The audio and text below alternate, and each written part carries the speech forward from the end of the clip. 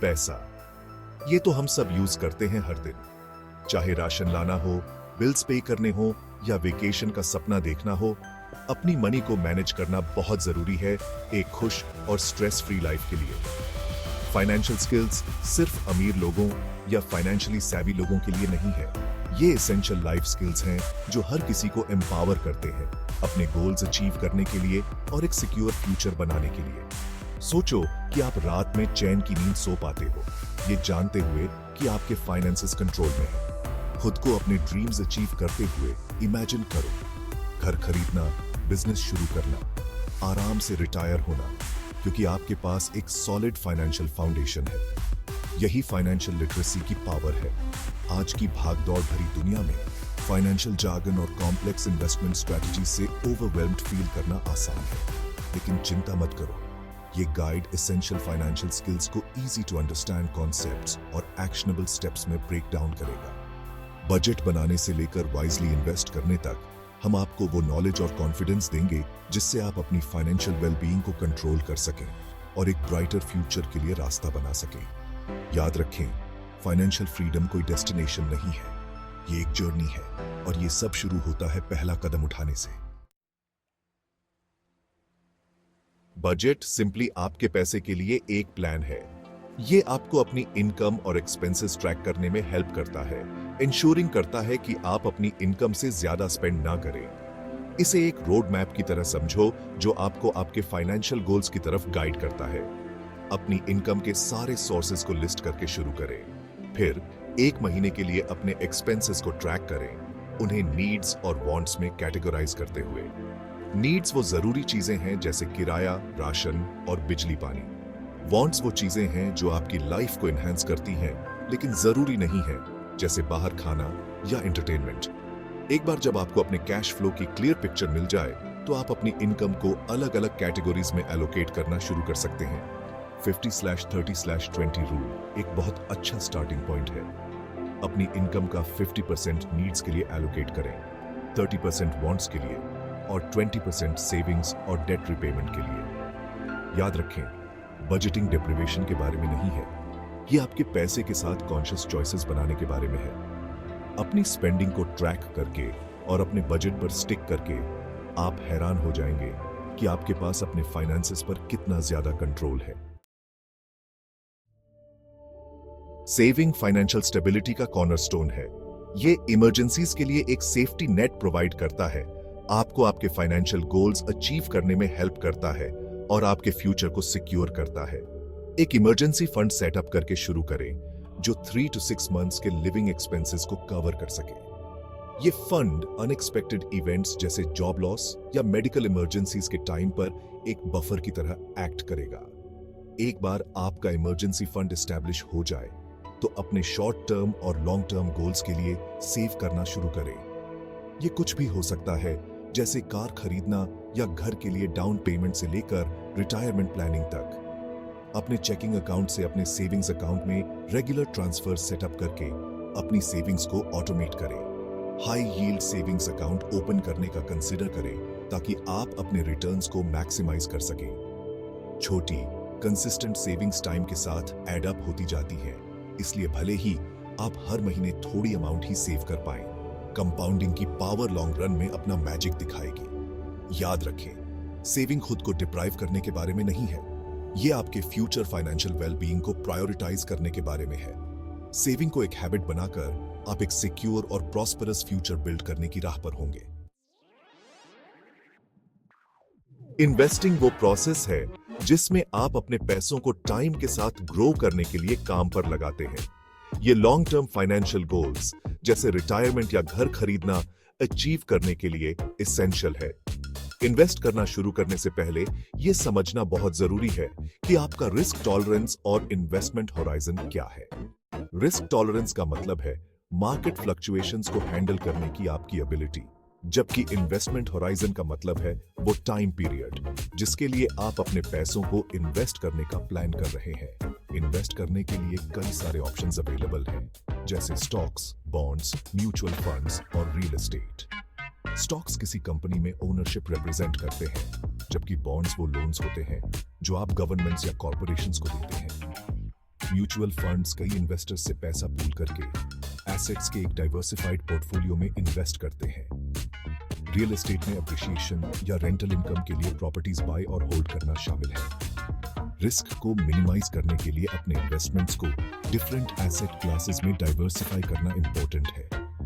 Financial adviser से advice लेने का कंसिडर करें ताकि आप अपने स्पेसिफिक गोल्स और रिस्क टॉलरेंस के हिसाब से एक इन्वेस्टमेंट स्ट्रैटेजी बना सकें।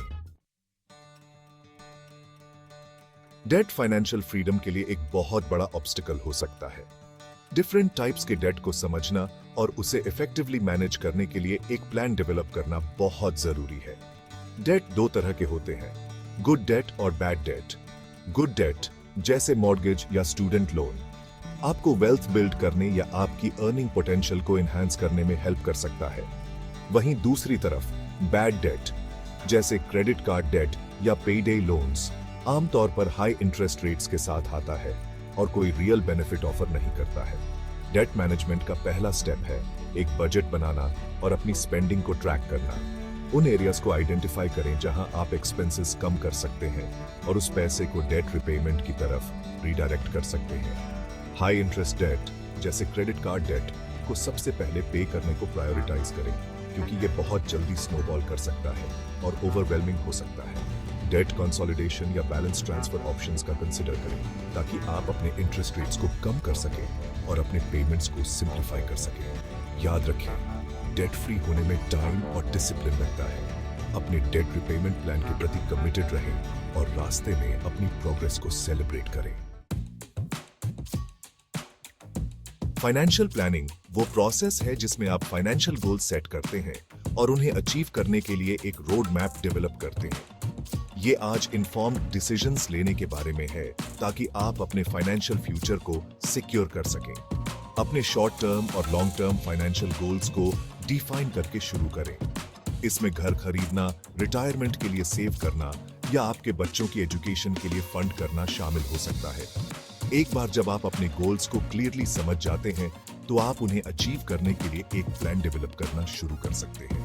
आपके फाइनेंशियल प्लान में आपकी फाइनेंशियल लाइफ के कई सारे एस्पेक्ट्स शामिल होने चाहिए जैसे budgeting, saving, investing, debt management, insurance और एस्टेट प्लानिंग। ये इंपॉर्टेंट है कि आप अपने फाइनेंशियल प्लान को रेगुलरली रिव्यू और एडजस्ट करें ताकि ये आपके चेंजिंग सर्कमस्टांसेस और गोल्स के साथ अलाइन रहे।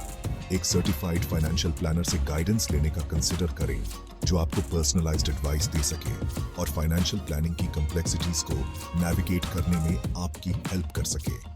याद रखें, फाइनेंशियल प्लानिंग कोई वन टाइम इवेंट नहीं है।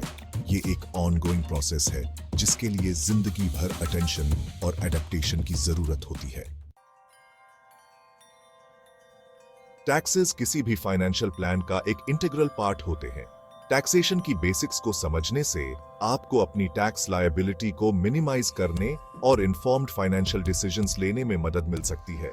टैक्सेस कई टाइप्स के होते हैं जैसे income tax, property tax, sales tax और capital gains tax. Income tax आपकी अर्निंग्स पर लगता है जबकि प्रॉपर्टी टैक्स आपकी प्रॉपर्टी की वैल्यू पर बेस्ड होता है।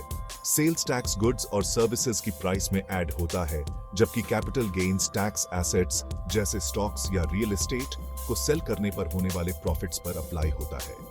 ये क्रूशल है कि आप अपनी टैक्स ऑब्लिगेशंस को समझें और अवेलेबल डिडक्शंस और क्रेडिट्स का फायदा उठाएं। एक्यूरेट टैक्स फाइलिंग इंश्योर करने के लिए अपनी इनकम और एक्सपेंसेस का थरो रिकॉर्ड रखें। टैक्स सॉफ्टवेयर यूज करने का कंसिडर करें या टैक्स सिस्टम की कॉम्प्लेक्सिटीज को नेविगेट करने में आपकी हेल्प करने के लिए किसी टैक्स प्रोफेशनल से कंसल्ट करें। याद रखें, tax laws and regulations frequently change हो सकते हैं, इसलिए ऐसे किसी भी अपडेट के बारे में इन्फॉर्म्ड रहना इंपॉर्टेंट है जो आपकी फाइनेंशियल सिचुएशन को अफेक्ट कर सकता है। इंश्योरेंस फाइनेंशियल प्लानिंग का एक क्रूशल एस्पेक्ट है जो अनफोर्सीन इवेंट्स से फाइनेंशियल प्रोटेक्शन प्रोवाइड करता है।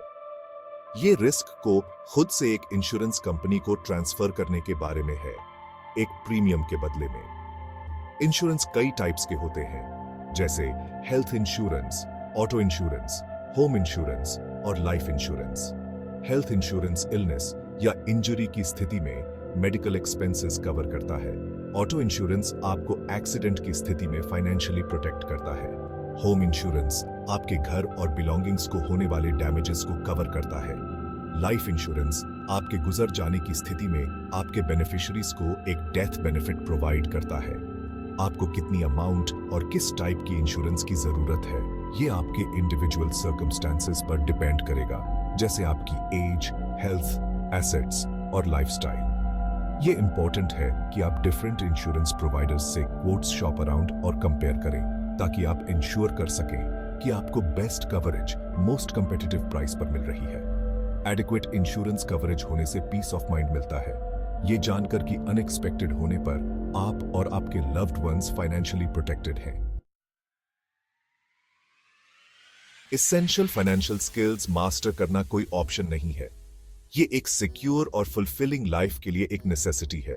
Budgeting, saving, investing, debt management और बाकी चीजों के प्रिंसिपल्स को समझकर और इंप्लीमेंट करके आप अपने फाइनेंसेस को कंट्रोल कर सकते हैं और एक ब्राइटर फ्यूचर के लिए रास्ता बना सकते हैं। याद रखें, फाइनेंशियल फ्रीडम कोई डेस्टिनेशन नहीं है, बल्कि एक जर्नी है। इसके लिए कंसिस्टेंट एफर्ट, डिसिप्लिन और सीखने और अडेप्ट करने की विलिंगनेस की जरूरत होती है। फाइनेंशियल लिटरेसी की पावर को अपनाएं, जरूरत पड़ने पर गाइडेंस लें और रास्ते में अपनी प्रोग्रेस को सेलिब्रेट करें। आज ही शुरू करें और देखें कि कैसे आपकी फाइनेंशियल वेलबीइंग फ्लोरिश होती है, आपको अबंडेंस और अपॉर्चुनिटी वाली लाइफ जीने के लिए एम्पावर करती है। आपका फ्यूचर सेल्फ इसके लिए आपका शुक्रिया अदा करेगा।